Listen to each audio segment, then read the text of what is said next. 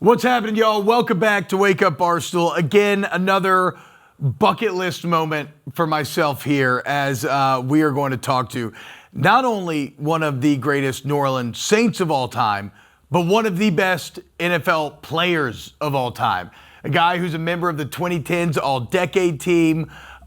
He does it all. He rushes the passer. He gets out the run. He plays every freaking game and every freaking snap. It's Cam Jordan. Cam, what's happening, babe? Thank you so much for waking up with us this morning. Man, I've been up for hours. I had to cook the kids breakfast and get them to school. You know, I'm in dad mode right now, living my best life. Mm-hmm. Hell yeah, man. What's the age range of the kids? I got 7, 5, and 3 myself. 10, 9, 7, 5. Damn. Okay, dude. Yeah. One little macho alpha at the very top, and then I was like, men make men, and then the good Lord humbled me. He was like, women. I said, okay, I'm out. Hey, so we were talking a little bit off air. Big T's a massive Falcons fan, therefore by extension, naturally, because of the torture chamber that you put him in for so many years. He is a hater of yours. Let's start here. When it comes to the Falcons, what are you most thankful for? What have the Atlanta Falcons done for Cam Jordan? Man, the numerous turkey leg wins that we've had for you guys, the numerous multiple sack games I've had against you, the 25 sacks over the last, 15 years I've had against your franchise, phenomenal. When I tell you, me and Matt Ryan will forever be intertwined. 23 sacks between a defensive player and a quarterback, the most in NFL history. Without him, how could I be historic? We're talking about a Hall of Fame quarterback here. Let's show some. Yeah, we're talking about a Hall of Fame pass rusher. Exactly. It only makes me feel better. I think he's a Hall of Famer too. He was a 2015 MVP, and he was my best. 16. Yeah. I had to think about that. Hey, he was my best friend on terms of laying down. Real quick, there's that great moment a couple of years ago where Ryan's now off the field and you kind of snuck up on him and scared him. Did y'all ever talk about that after? What did he say? Yeah, we talking about after he retired or while he was playing? Because I've done both. No, after he was retired. He was in the suit. I remember the video. It went viral. He was in the suit. Yeah. He's getting ready to call the game, and you gave him a little Cam Jordan PTSD. No, exactly. I had to get a little quick sack attack, and I was like, man, I said, hey, we talked about, I think that following Super Bowl, he popped up on the show, on the morning show, and like sacked me back. And I was like, you deserve it, pal. Like for all the times I've hit you, you didn't know, and all the strip sacks I've had off you, you deserve to get this one lick back. And then, I even sent him a portrait during bye week. Saw him again, sent him a nice little portrait he had to open up on set. And it's just, again, I love that guy. If there's a picnic, he's invited. If there's a cookout, hey, come on over. If there's a Thanksgiving that he needs, I've had plenty of turkey legs because of the Falcons, so they can, of course, have one off me. None of this is Matt Ryan's fault. This is the run of awful GMs that have got a rotating cast of right tackles forever. This has nothing to do with Matt Ryan. One of those turkey games, though, Cam was rushing at the 3-tech, and he was dominating the interior as well. So it ain't just the tackles. Well, listen, this has been an awful franchise for a long time. I like the idea of Matt Ryan just going about his business day to day, always in the back of his head, like Cam Jordan might be here. He's in his belly, picking up his kid from school, like in the pickup line. Oh, is he back there? He's checking his rearview mirror all the time. Is it only the Matt Ryan stats that you keep, or do you remember your numbers against other quarterbacks too? Yeah, I mean, I know I've sacked Cam Newton like 9.5 times because he's my draft class. I've sacked Jameis Winston like. If you count all the half sacks, I guess only like 8 or 9 times. And it's really because, Cam Newton was the 2011 draft class #1 overall, and he was my first sack. Jameis Winston is like family to me. Yeah. So, we were sitting there on a plane going to a game one week, and I was like, I appreciate you for all those sacks. And he's like, man, you didn't sack me that many times. You probably got me once or twice. I was like, oh, sounds like yeah, right. Yeah. So I compiled a highlight reel of how many times I got him. And the very next week, I sat down. I was like, "Hey, remember you said y'all only sacked you like once or twice? It was like 8 or 9.5 sacks." And then I played the clip for him. Yeah. And he's like, "Oh, I take what I said back." I said, "No, I know." Did you sit down and actually like open up like Final Cut Pro and edit your own highlight reel, or do you have a guy for that? Yeah, that would have been sick. No, I for sure pushed that to my manager, Rebecca Otto, who then pushed it to NFL Socially or whatever, the whole great media on the social NFL side. And got that done. No, it was not me. Yeah. I don't have any highlight cut ability in me. Is there a quarterback you like to sack the most? Or you're like, man, that one felt good? It was probably Phillip Rivers back in the day because, he was old and decrepit. No, I'm just kidding. It's because, he'd get up and he'd probably he can't say trash because he never cursed. So he talked peppery. Is that? Yeah. Hey, young man, you can't do that to me. Yeah, I know. Get out of here with that miss. You're sorry. Y'all sorry. Yeah, I'm such a turd. There's the old, I'm just talking so much out there. Wait, Chief, now, because Big T, like we said, Cam, trying to cast aspersions this morning. So we looked up Cam Jordan controversy, and Chief, you have to address this. Long list. There's a long list. In 2022, you were accused of faking an injury for a timeout. Would you care to address that? Absolutely. It was a Tampa Bay game, and I think I actually twisted my ankle and tried to jog it off like, all alphas do. Like, oh, I'm good. No, I'm not. I was like, I took 3 steps. I was like, oh, shoot. I was like, nope, got to go down. And then they ended up trying to find my franchise. I was like, wait, I'm actually on the injury report. Like, I've got a sprain here. Yeah, the internet says you successfully appealed. So there we go. What else The one controversy they had, Chief. The one controversy they had. Go down the list. There's more. Cam, I'm a massive fan of Tyler Shough. I think something about Shough we can all appreciate. He seems like he throws a very catchable ball. Seems like a good leader that stepped up this year. Can you talk about watching the emergence of Tyler Shough as the year progressed, and do you think that he should be the Rookie of the Year?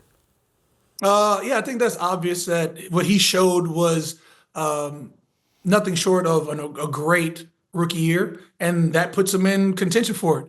I think he is a great up and comer. Everybody was knocking him for one errant throw he had during the combine. Yeah. And I was like, bro, they didn't show any of his other throws. I had to go find his other throws. Yeah.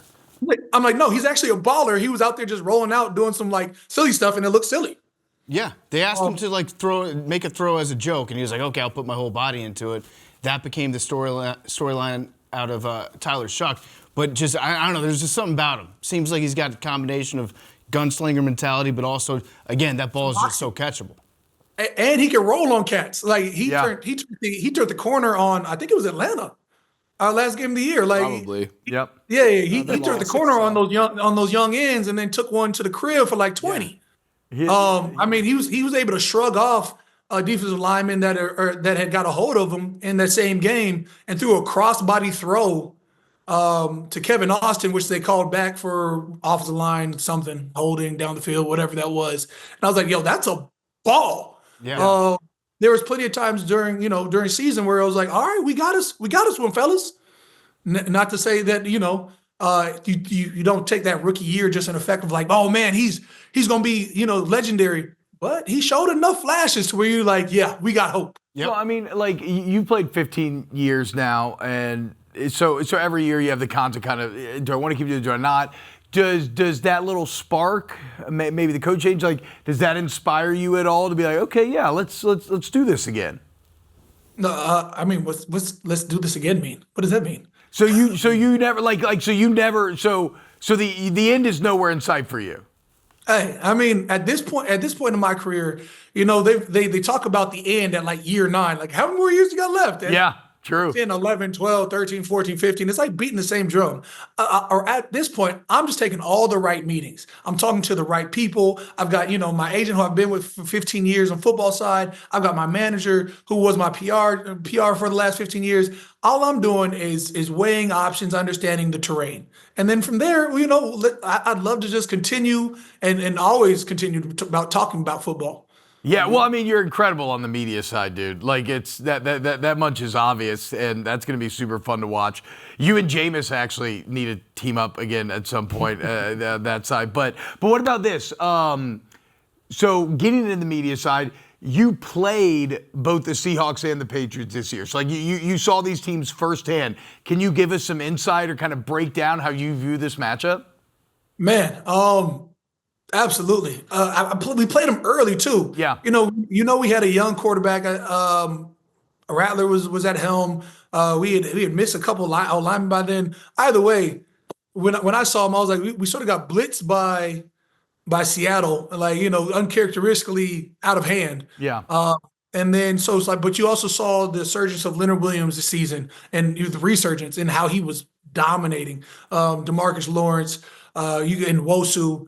I mean, they've got so many guys on their front seven. You know, they've got a baller at their linebacker position. All the DBs seem to be balling on Seattle. And as a defensive guy, it's like, how do you not talk about how well this defense is playing?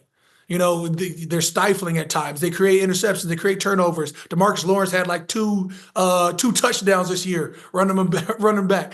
I mean, there's nothing that they sort of aren't able to do on defense. And then you look at their offense, of course, with JSN. They got, Cooper Kupp. They've got Kenneth Walker, who's out there balling at the right time in the playoff. Yeah. And of course, Sam Darnold, who everybody had a question of, what is he that guy? He's a top 5 pick 7-8 years ago. And now, he showed he still got that snap to him in Minnesota. Minnesota lets him walk. He goes to Seattle. And now in the Super Bowl, I mean, he's changed the complete narrative about him. And then we pivot and we talk about the Patriots, right? You say Drake, May. That's still a dope nickname. I'm trying to figure out how to get my own nickname. And then, you talk about Henderson out of Ohio State, who's out there. I like him as a running back. You talk about what Stephon Diggs is able to do. You talk about their offensive line. They invested in this kid, Will Campbell. And I'm conflicted when we talk about offensive linemen in general. So I'm going to leave that alone for right now. Yeah, you hate them. You generally like them to be faceless and nameless, right? Well, their best games is when nobody says their name. So that's not on me. That's on them. But you talk about, their defense prowess with Christian Strong Chin Gonzalez. You talk about what they're able to do with Milton Williams and how they brought in K'Lavon Chase on. He's having darn near a career year. And then they bring in Harold Landry. Man, that defense is up there as well. So if you talk about both those teams, we could talk about this for days. I'm here for it. Yeah, who do you got? Who you got winning the game? I went into the last couple games thinking playoffs. I said, man, Rams, Seahawks, that's what the game's going to come down to. And then Seahawks ended up winning. Now, they also got Rashid Shaheed, who's adding to that spectacular special teams run that they got from us. And I said, gosh, darn it, good for him. Yeah. He's a baller, and we knew it. And there's a reason why he's a Pro Bowl returner. There's a reason why he got that need for speed. When you talk about speed, it's crazy. Linear track speed is real, and that's a huge addition. And I think that's what edges them out. You got great defense in the Seahawks versus good defense with the Patriots. You got really, really good offense versus a really, really good offense with the Patriots. And then you talk about special teams. It's clearly leaning towards Seahawks. So it makes my decision a little easier when I think about the scale. Yeah, is there any offensive lineman that you respect that you've gone to war with that you're like, hey? No, I respect the entire position. Now, as an entire position, I also hate them. So it's not a specific situation. It's more like they're ops, and I am here to not like them. I go out of my way to disrespect the offensive linemen because if they were more athletic, you know where they'd line up. True. You said you like TreVeyon Henderson, and I know we talked a lot about quarterbacks being a pass rusher, but PFT and I do a show with Arian Foster. I don't know how many times y'all played against each other, but if you just wanted to talk trash about him or anything, that would be fun for us. I don't know how many instances you had going up against him. I mean, Arian Foster was a great running back in our time, so I'm not going to put any dirt on that man's name. I've seen him shake, jump cut. I've seen him do it all in the backfield. He also gave me a couple of TFL, so I appreciate the open zone back in the day. Made me feel right back, like I could do this. When you tackle Arian Foster in 2011 or 12, and oh, that's a premier running back, which makes me a premier end. Yep. Hey, Cam, bolsters a young man's confidence. Cam, so like we kind of alluded to, you and Jameis got very close to your time in New Orleans. Probably one of the best moments ever was getting that late touchdown against the Falcons that caused all the controversy. Love that you had Jameis's back. But he too, budding media superstar. Dominated the Super Bowl circuit last year. Have you ever done any content with the Rizzler? Do you know who the Rizzler is? Because did you see Jameis? Yeah, I did. Yeah. He was out to eat with the Rizzler recently. Yeah. One of those. Have you thought about trying to match Riz for Riz with Jameis here? 100% no. Jameis is one of a kind. Mm-hmm. There can never be another Jameis, and you are foolish to think that you can try. In my mind, his energy, his charismatic personality, his ability to want to lead men, and always he's so serious about everything that he does. He's so intentional about everything he does. It's phenomenal to see that he's having the run that he's had, and as well as knowing that it's sustainable because it's not a facade. It's not something that a mask that he's putting on. Jameis Winston is 100% Jameis each and every time he hits this. Yeah. Like a man who got made fun of as a first overall draft pick for, Deshaun Jackson out there looking crazy and for his eating a W, he has turned into a signature mark. He's taking it with stride and didn't let him hold him back. So he's keeping eating W's on and off the field for the foreseeable future. And I think we've talked a lot about Jameis in the last couple of years as it relates to like his media ability. But Jameis can still play football. I want to see Jameis get it. He can throw that football, man. He really can. I want to see him back as a starting quarterback in the NFL. I don't know what's going on in the league, why it seems like teams will not take a shot at him. Put him on your Sam Darnold list. Yeah, He's on the Sam Darnold. Like, we see Sam Darnold get another chance leading a team to the Super Bowl. I could see Jameis doing that. I just want to take this opportunity to make a stump speech that you cannot tell me that there are 32 or I guess 31 other guys in the NFL that are better at playing quarterback than Jameis Winston, because that's just not true. So that's my piece on Jameis. I want to see him out on the field in addition to doing the media stuff. Absolutely. I'm in full agreement. I mean, he comes in as a reserve over at the Giants, and he gave hope. Yeah, that was fun. That was a crazy game against the Cowboys. What about this, Cam? So to keep it like news cycle topical here, the Belichick thing happened yesterday, right? And you are like 100% should be a future Hall of Famer in yourself. Top 20 sack guy, all-decade team member. Again, not just the pass rush, 90% of the plays, like one of the best run defenders ever as well. I guess my question is kind of twofold. Your reaction to the Belichick news, and then as someone who has your resume, is there any fear of like, what if that happens to me? Which one you want to answer? I'll answer second question first, and then first question second. Okay, cool. So in my mind, women lie, men lie, numbers don't. All my numbers add up. If you're looking for if you're multiple Pro Bowls, 8-time Pro Bowler. You're looking for All Pros, there's 3 of All Pros. Now, granted, it's all one first team All Pro, but just think about the era that I'm in with all the pass rushers that may or may not get that push. As long as you got All Pros, you're All Pro. Yep. And then if you talk about, in my mind, Hall of Fame is longevity mixed with with peak prime and how long it lasted. And there is 7 seasons of 10 sacks. So just choose your era. 2010's all-decade team. In terms of players, I'm a half sack behind Lawrence Taylor, top 20 all-time. Then there's the whole, the only thing controversial about this is the whole official sack list versus unofficial sack list. Just figure out which one you want to use. Well, and the injury faking. Yeah. And the other stuff we don't know about. Yeah. Exactly. So if we're referring to numbers, all my numbers add up. And at the beginning of my career, you knew what they listed me. They listed me as a run stopper, and I've exceeded expectations. So they didn't even want to put me on third down my rookie year. I had 1 sack. So we look down the line, 131 sacks later, over 14 years. I like me. I don't even like me. I love my numbers. Now that's up to people that vote. And you've seen lesser players get in, and you've seen hopefully a better standard get in as well. So I'm somewhere in the top though. So then let's talk about Bill Belichick not getting in first ballot. He's going to get in. Yeah. Is it a knock that he's not a first ballot? No, because at this point you realize he's a Hall of Fame coach, so he's going to get in.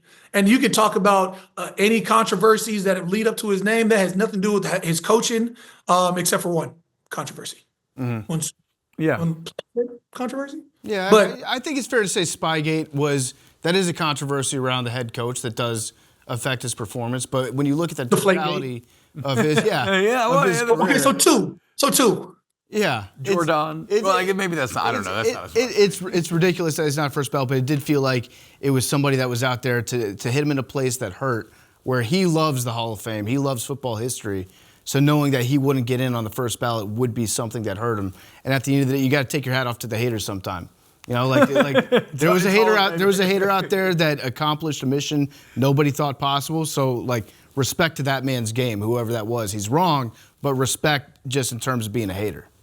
I'll say it's not just one man. I mean, there was when you for At least don't 10. 40 out of 50 votes, at least one. Yeah, it's true. Cam, I can't thank you enough, man. Also, Big T, Cam, winner of the Bart Starr Award, which is given out to the player who best exemplifies outstanding character and leadership in the home, on the field, and in the community. Cam Jordan, NFL legend. He'll be all over the Super Bowl coverage. Cam, thank you so much for joining us today, man. Hey, I appreciate you guys having me on. Absolute legend. Saints, Cam Jordan. God, he's the best, dude.